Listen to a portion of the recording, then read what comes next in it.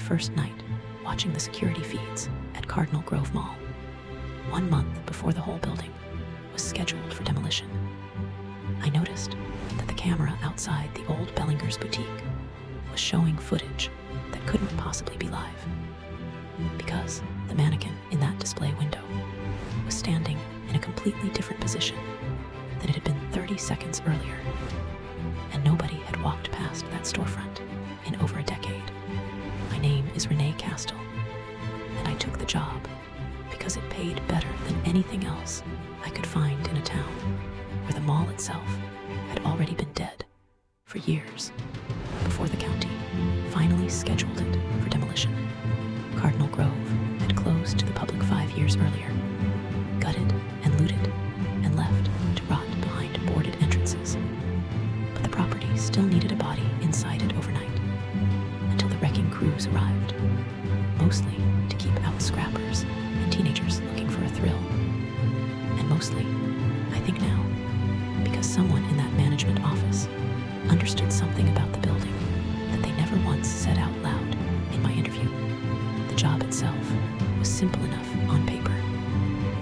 Walk the halls twice a night, check the monitor bank in the security office in between, log anything unusual, call the number on the laminated card if anything looked like a break-in. For the first week, nothing looked like anything at all. Just empty tile corridors lit by half-dead emergency lighting. Dust settled thick over benches nobody had sat on in years. Storefront gates rolled down over windows that hadn't displayed anything since before some of the teenagers who used to sneak in here were even born. I spent those early shifts getting used to the specific silence of a dead mall at night. The way sound carries differently through a space built to hold crowds that no longer come. The way an escalator that's been switched off for years still somehow creaks occasionally, as though something light is stepping onto it, and then changing its mind. Bellinger's was different from the start, though it took me a few nights to understand exactly why. It had been some kind of boutique, according to the faded lettering still visible above the gate, closed since 1994, and unlike every other storefront in that wing, it had never been gutted or cleared out during the mall's slow decline. The gate over it had been welded shut at some point, a detail nobody in the management office could explain to me when I asked. And through the grimy glass above the gate, you could just make out a single mannequin still standing inside, dressed in clothes that had gone the specific gray-yellow of decades-old fabric, positioned near the back of the store, the way I first saw it on the monitor that opening night. The second time I checked that same camera feed, less than a minute later, the mannequin was standing closer to the front glass. I told myself, the way you tell yourself things at 2 in the morning alone in a dead building, that I had simply misremembered its original position, that fatigue does strange things to memory, that 30 years of dust settling unevenly could make a stationary object look subtly different from one glance to the next. I kept telling myself that for most of the first week, right up until the night I stood physically in front of that storefront during my walk, staring through the grimy glass at the mannequin, standing exactly where the monitor had shown it minutes earlier, and then walked back to the security office to find, on the recorded footage, that the mannequin in the recording was standing somewhere else entirely, in a position it hadn't yet reached in the time I'd actually been looking at it in person. That was the first time I understood, with real, cold certainty, that whatever the cameras in that one specific hallway were showing me wasn't quite live. It was close enough to fool anyone glancing at it casually, but it was running a few seconds ahead of whatever was actually happening in front of my own eyes, the way a slightly distanced video call shows you someone's mouth moving before the sound catches up. Except in this case, the picture was showing me a future I hadn't lived yet. I did what anyone reasonably curious and thoroughly unsettled would do, which is spend my next several off shifts digging through old newspaper archives at the library 2 towns over, looking for anything connected to Bellingers or Cardinal Grove from around 1994. I found a short article, easy to miss, about a 19-year-old shop clerk named Wren Calloway, who had gone missing at the end of her closing shift on a Tuesday night in October of that year. According to the article, everything about the store's closing routine had been left half-finished. The register was counted, but never locked. The window display lights were left burning. The front gate had never been pulled down. Investigators found no sign of forced entry, no witnesses, no leads that ever went anywhere, and the case had simply gone cold the way small-town disappearances sometimes do, when nobody with money or influence is left behind to keep asking questions. I understood, sitting in that library with dust motes hanging in the afternoon light, that the mannequin I'd been watching creep closer to the glass every night wasn't a mannequin at all. Not really. Or at least, not only that. I also found something else in the mall's own employment records, buried in a filing cabinet nobody had cleared out of the management office, that unsettled me even more than the newspaper article had.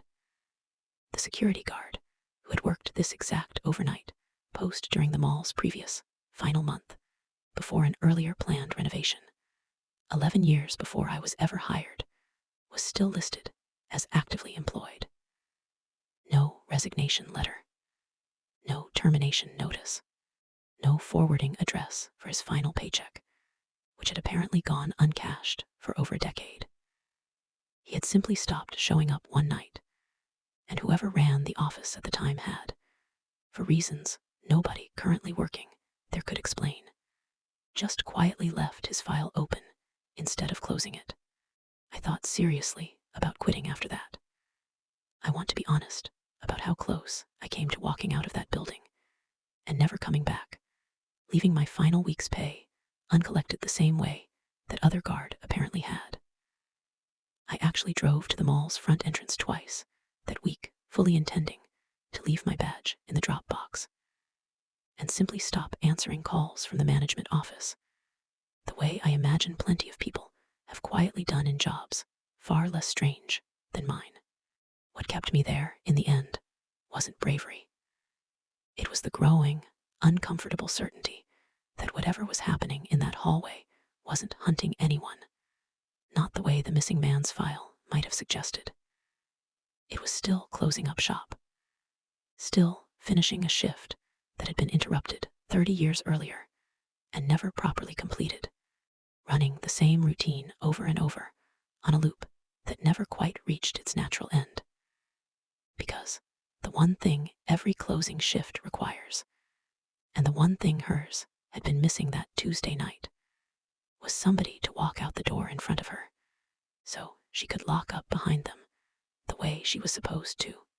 On my final scheduled night, before the demolition crews were set to arrive, I walked down to Bellingers on purpose, well after midnight, and instead of simply glancing through the gate the way I had every other night, I stood there and spoke out loud into the dark, saying her name, telling her I understood what she was still trying to finish. The dust in the air went very still in a way that had nothing to do with any draft I could account for. And slowly, without any visible seam or opening, the welded gate rolled itself upward, the way a gate moves when its motor is functioning perfectly rather than rusted shut for 30 years. I stepped inside because some part of me had already decided, sometime during that long night of research and dread, that I would rather finish this deliberately than have it finish itself around me eventually, the way it apparently had with the guard before me. The mannequin was gone from its spot near the back wall. In its place, standing near the register in a soft gray light that had no visible source, was a young woman in clothes from 30 years earlier, watching me with an expression that held less menace than I had braced myself for, and more exhaustion, the specific bone-deep tiredness of someone who has been performing the same unfinished task every single night for 3 decades, without a single soul ever walking through it with her all the way to the end. She didn't say much. She didn't need to. She simply gestured toward the front of the store, and I understood, the way you understand things in dreams without anyone explaining them, that I was meant to walk out ahead of her, the way a final customer walks out of a shop at closing time, so that she could lock the gate down behind both of us properly for the first time since that Tuesday night in October. I walked toward the door. Behind me, I heard the specific, ordinary sound of a register drawer sliding shut, light switches clicking off one after another, footsteps following mine at exactly the pace a tired employee walks when they're finally allowed to go home. At the threshold, just before I stepped through, I heard her voice for the only time that entire night, quiet and almost embarrassed, thanking me, and using my actual first name, a detail I had never once said out loud inside that building. The gate came down behind us, both a moment later, and when I turned around, the store beyond the glass was simply empty, gutted the way every other storefront in that mall already was. 3 decades of missing inventory and undisturbed dust, finally settling the way it should have settled all along, as though the last 30 years of that one small store had only just now been allowed to actually happen. I don't know what became of the guard who vanished before me.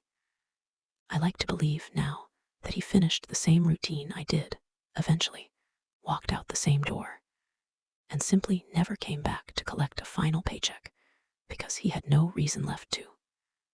I hope that's true. I try to believe it most days.